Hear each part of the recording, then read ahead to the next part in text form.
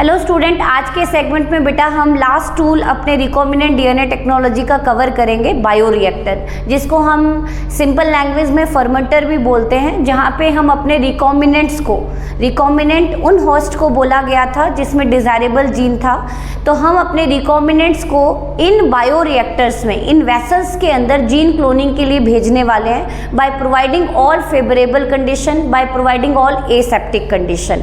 तो एक तो इम्पॉर्टेंट क्वेश्चन बनता है बेटा कि जो बायोरिएक्टर है इसमें बायोटेक की कौन सी प्रिंसिपल यूज हो रही है, तो it is based over chemical engineering. आपको डे 1 ही हमने क्लियर किया था कि modern biotech is based over 2 principle, genetic engineering and chemical engineering. तो जो बायोरिएक्टर है, जो फर्मेंटर है, वो कौन से इंजीनियरिंग को डील करता है, केमिकल इंजीनियरिंग। तो फटाफट डेफिनेशन देखेंगे और फिर मूव करेंगे हम अपने मेजर सेगमेंट पे, that is types of bioreactor पे, जिसके ऊपर बोर्ड में बहुत इंपॉर्टेंट क्वेश्चन बनते हैं। तो लिखें आप, बायोरिएक्टर क्या होते हैं। तो बायोरिएक्टर और फर्मेंटर भी कह सकते हैं आप इसको, फर्मेंटर। ये एक वेसल है जिसकी कैपेसिटी होती है बेटा 100 to 1000 लीटर, 10,000 लीटर, डिपेंड कर रहा है कि आपको प्रोडक्ट कम रिकवर करना है या बहुत ज़्यादा रिकवर करना है, बैच प्रोसेस चलानी है या कॉन्टिन्यूस प्रोसेस चलानी है, उसके अकॉर्डिंग कैपेसिटी ऑफ बायोरिएक्टर, जो इसका वेसल है, उसकी कैपेसिटी वेरी करती है, वेरिएबल होती है। तो bioreactor is defined as vessels having capacity, average capacity कर रहे हैं बेटा 100 to 1000 लीटर, इतनी कैपेसिटी हो सकती है बेटा। तो defined as vessel in which aseptic, that is microbial free, मतलब पहले से कोई माइक्रोब ना हो, स्ट्राइल कंडीशन क्रिएट की जा रही है, इन विच एसेप्टिक और स्ट्राइल एंड ऑप्टिमम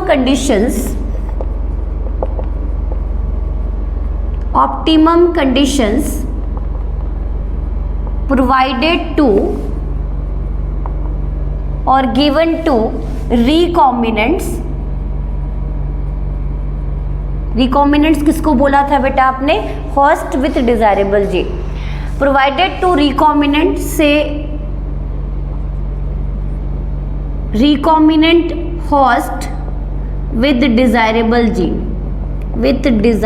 gene, कोई भी डिजायरेबल जीन इंट्रोड्यूस कर दिया, से human growth hormone gene. Human growth hormone gene आपने इंट्रोड्यूस किया हुआ है क्योंकि आपको ह्यूमन ग्रोथ हार्मोन बनाना है। Optimum condition provide to recombinants to obtain bio analogues और प्रोडक्ट्स इन इकोनॉमिकल मैनर। ऐसा नहीं कि थोड़ा सा प्रोडक्ट निकल रहा है और ज़्यादा इम्प्योरिटीज़ और वेस्ट निकल रहा है, तो इकोनॉमिकल मैनर में हमें प्रोडक्ट बनाना है जिस वेसल में, उसको कहा गया है बायोरिएक्टर। ये किस प्रिंसिपल पे बेस्ड है बेटा, तो it is based over chemical engineering, जहाँ पे हमें प्रोडक्ट बनाना है ऑप्टिमम कंडीशन देके, और प्रोडक्ट को रिकवर करना है, प्रोडक्ट को प्यूरीफाई करना है एंड प्रोडक्ट को प्रिजर्व करना है। तो केमिकल इंजीनियरिंग डील्स करती है, या it deals with creation of aseptic condition, creation of optimum condition, it deals with the recovery of product recovery के बाद उसकी प्रोसेसिंग कैसे करनी है, प्यूरिफिकेशन कैसे करनी है, और फिर फर्दर उसको प्रिजर्व कैसे करना है, वो सब किसका पार्ट है बेटा, केमिकल इंजीनियरिंग का। तो फ्रीक्वेंटली 2 टाइप के बायोरिएक्टर यूज होते हैं, लेकिन लार्ज स्केल पे कौन सा यूज होता है, सिंपल स्टोर टैंक बायोरिएक्टर। तो लिखें आप टाइप्स ऑफ बायोरिएक्टर, फिर हम डायग्राम के थ्रू समझेंगे। सबसे पहला बायोरिएक्टर होता है simple store tank bioreactor, stirring का मतलब मिक्सिंग करना, स्टोर टैंक बायोरिएक्टर। और दूसरा बायोरिएक्टर यूज होता है बेटा स्पार्स स्टोर टैंक बायोरिएक्टर, जिसको 1 by 1 हम डायग्राम के थ्रू समझेंगे और किस तरह से इसके अंदर प्रोडक्ट को डाला जाता है उन सबको डिटेल में समझेंगे। क्लियर? आ जाते हैं बेटा टाइप्स ऑफ बायोरिएक्टर पे। तो यहाँ पे मैंने आपके सामने 2 सिंप्लीफाइड डायग्राम बनाया है जिसको हम डिटेल में समझेंगे। सबसे पहला जो बायोरिएक्टर आपको दिख रहा है ये है सिंपल स्टोर्ड टैंक बायोरिएक्टर। पहले इसकी एक्सप्लेनेशन हम समझते हैं कि हमने इसको क्यों स्टर्ड टैंक कहा। स्टर्ड का मतलब होता है मिक्सिंग, और इसके बारे में क्या आपको इम्पॉर्टेंट लर्न करना पड़ेगा और आपको क्या क्या चीज़ें इसमें दिखाई दे रही हैं। सबसे पहला तो आपको ये जो टैंक दिख रहा है बेटा, ये स्टील का बना हुआ है, इसकी कैपेसिटी वेरी कर सकती है 100 to 1000 लीटर इवन मोर। और लेकिन जो इसका बेस दिख रहा है आपको, ये बिल्कुल फ्लैट नहीं दिख रहा है, ये कर्व दिख रहा है। इसके ऊपर भी क्वेश्चन बनता है कि जो ये टैंक है बायोरिएक्टर, जो फर्मेंटर है बायोरिएक्टर है, इसका जो बेस है एंड है कर्व्ड सरफेस है बेटा, कर्व्ड एंड सरफेस कह सकते हो आप, ताकि यूनिफॉर्म मिक्सिंग होती रहे मटेरियल की, न्यूट्रिएंट की और रिकॉम्बिनेंट होस्ट की। क्लियर है बेटा? तो कर्व्ड एंड सरफेस दिख रहा है आपका, which ensure uniform mixing of nutrient broth plus recombinant host, इन दोनों की यूनिफॉर्म मिक्सिंग कराता रहता है। सेकंड, और फर्दर एजिटेशन करने के लिए इसमें लगे हुए हैं बेटा steel blade impeller, steel blade impeller. लेकिन मैंने आपको पहले ही बता दिया कि it is based over chemical engineering, स्ट्राइल condition create करेंगे। तो कौन कौन से इनलेट पोर आपको इसमें दिखाई दे रहे हैं? यहाँ से डाली जाती है बेटा before adding nutrient, before addition of nutrient, before addition of recombinant, हम यहाँ से स्टरलाइज्ड एयर डालते हैं। स्टरलाइज्ड एयर कह सकते हो, या आप इसको सिंपल लैंग्वेज में कहूँ तो मैं क्या कहूँ कि स्टीम डाल रहे हैं, ताकि यदि यहाँ पे कोई भी माइक्रोब्स है, कोई पैथोजेंस है तो उसकी किलिंग हो जाए। तो यहाँ से स्टीम की एंट्री होती है, तो इसको हम बोलते हैं स्टीम पोर्ट, इसको बोलते हैं स्टीम पोर्ट। पोर्ट का मतलब होता है जो इसकी एंट्री कराए। तो यहाँ से स्टीम डाली जाती है बेटा, ताकि ये पूरा चैम्बर, जो ये पूरा फर्मेंटर है, ये पूरा बायोरिएक्टर, इसकी स्टरलाइजेशन हो जाए, it become microbial free. Second जो पोर्ट दिख रहा है बेटा, ये है न्यूट्रिएंट पोर्ट। न्यूट्रिएंट पोर्ट कि आफ्टर स्टरलाइजेशन यहाँ से न्यूट्रिएंट डाला जाता है ताकि रिकॉम्बिनेंट्स ग्रो कर सके, प्लस इसके साथ ही इसके अंदर डाला जाता है बेटा और भी बहुत सारे पोर्ट हैं। यहाँ पे मैं डायग्राम के थ्रू एक्सप्लेन कर दूँ।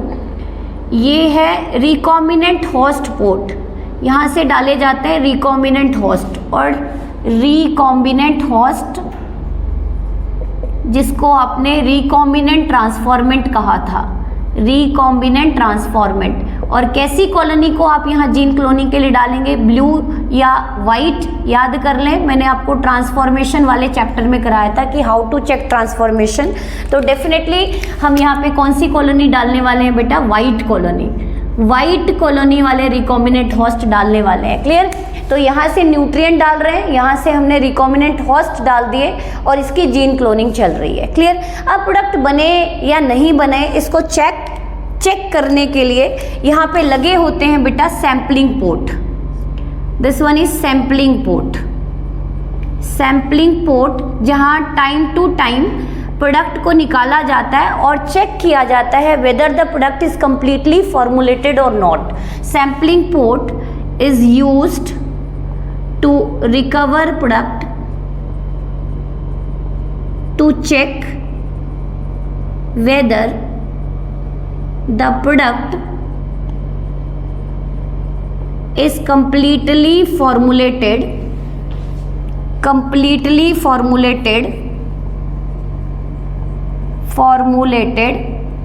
or not। अब जैसे जैसे जीन क्लोनिंग चल रही है बेटा, यहाँ पे बैक्टीरिया ग्रो करते जा रहे हैं, they produce foam like substance produce कर देते हैं, जिससे क्लोनिंग रेट थोड़ी सी स्लो हो जाती है। तो यहाँ पर से डाला जाता है बेटा, this is said to be anti foaming port. Anti foaming port, कुछ ऐसे सब्सटेंस डाले जाते हैं जो फोम ब्रेकर की तरह बिहेव करते हैं। फोम ब्रेक होगा तो ही कंडीशन प्रॉपर चलेगी, तो ही जीन क्लोनिंग प्रॉपर चलेंगे और प्रोडक्ट प्रॉपर मैनर में रिकवर होगा। अब कॉन्टिन्यूसली सपोज ये न्यूट्रिएंट और बैक्टीरिया नीचे सेटल डाउन हो जाए तो क्या जीन क्लोनिंग प्रॉपर चलेगी? नो। तो इस मोटर की हेल्प से इस स्टील ब्लेड इम्पेलर को कॉन्टिन्यूसली एजिटेट कराया जाता है, रोटेट कराया जाता है ताकि यूनिफॉर्म मिक्सिंग हो। तो स्टील ब्लेड इम्पेलर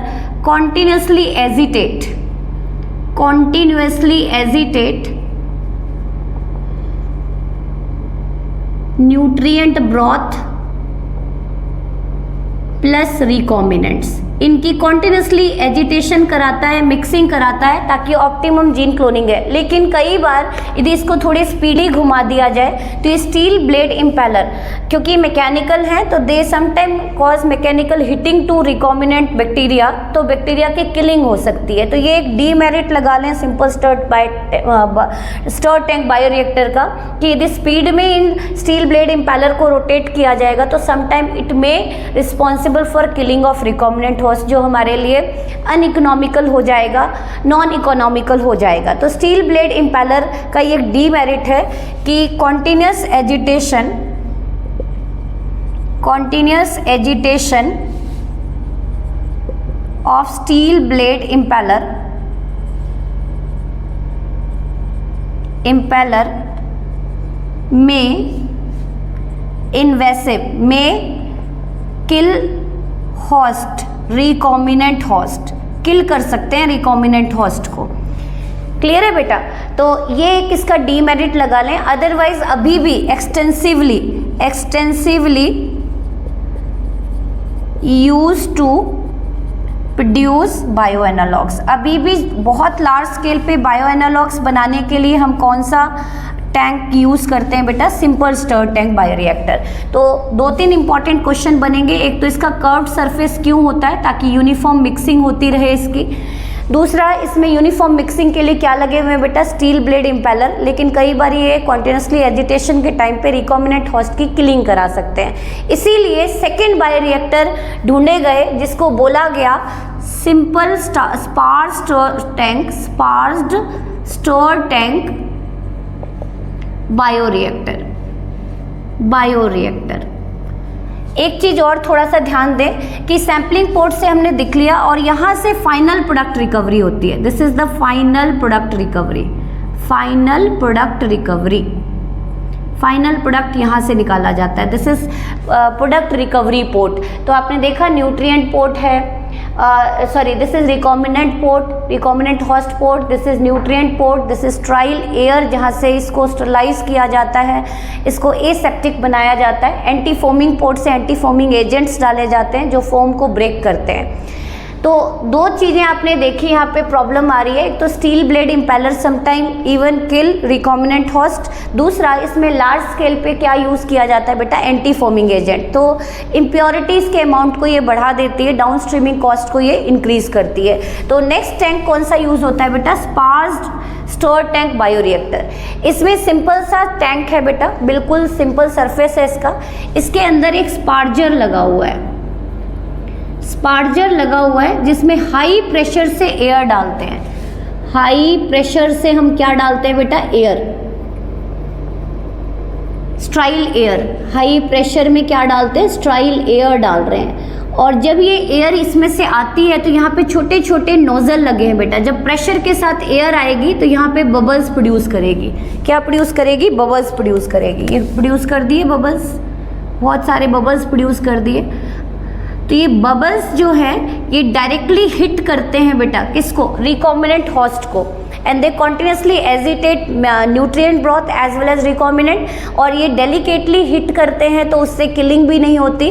तो that's why sparged tank bioreactor is far better than simple. लेकिन कभी भी लार्ज स्केल की बात आती है, मोर देन 100 लीटर या मोर देन 100 kg कोई प्रोडक्ट रिकवर करना है, तो वहाँ पे this tank bioreactor is not favourable. तो वहाँ पे हम कौन सा यूज़ करते हैं बेटा? सिंपल स्टर टैंक यूज़ करते हैं। तो आप यहाँ पे क्वेश्चन पूछा जाता है कि स्पार्जर का मेन काम क्या है बेटा? क्या प्रोड्यूस कराना? Air bubbles. क्या प्रोड्यूस कराते हैं ये? Air bubbles, स्ट्राइल air bubbles produce करते हैं। ये बबल्स का 2 इंपॉर्टेंट रोल है यहाँ पे। एक तो जो बबल्स है delicately hit recombinant host and allow their uniform mixing with nutrient। एक तो ये है बेटा। सेकेंड एयर बबल का है increase surface area and ensure oxygen supply for optimum gene cloning.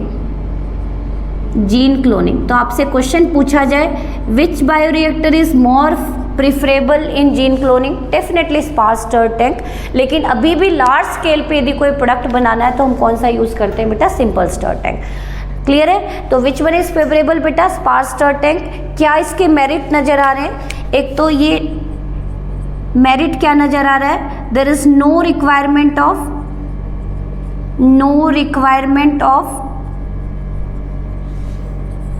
extra oxygen supply, and second there is no killing of recombinant host because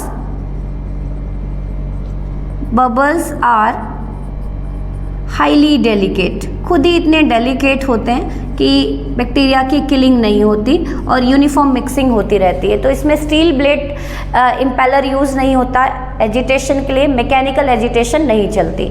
तो एक तो ये क्वेश्चन इस टाइप का पूछा जाएगा। नेक्स्ट आता है कि जब हमारे प्रोडक्ट बन गए तो उस प्रोडक्ट को हम निकालेंगे बेटा, बाहर निकालेंगे और उसकी मार्केटिंग करेंगे, तो उसके लिए हम लास्ट टर्म यूज़ करेंगे down streaming processing.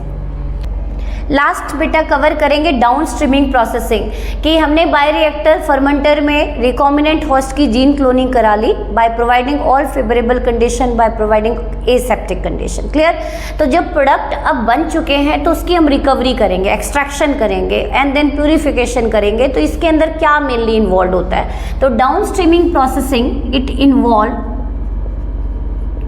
Extraction and purification, extraction and purification